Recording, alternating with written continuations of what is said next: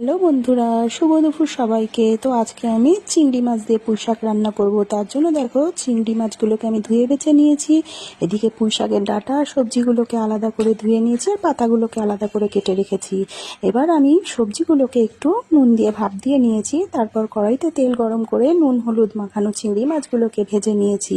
এবার চিংড়ি মাছগুলোকে একটু সাইড করে ওই তেলের মধ্যেই পাঁচ ফোড়ন দিয়ে আমি সেদ্ধ করে রাখা সবজিগুলোকে একে একে পুরোটাই ওর মধ্যে দিয়ে দিয়েছি।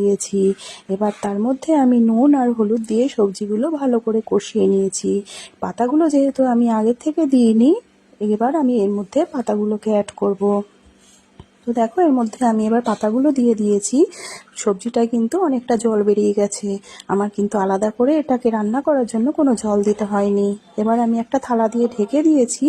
এবার আমি কিছুক্ষণ পরে থালাটা খুলে ওর মধ্যে চেরা কাঁচা লঙ্কা আর মিষ্টি দিয়েছি। তোমরা যে যেরকম মিষ্টি খাবে সেরকমভাবে মিষ্টিটা দেবে।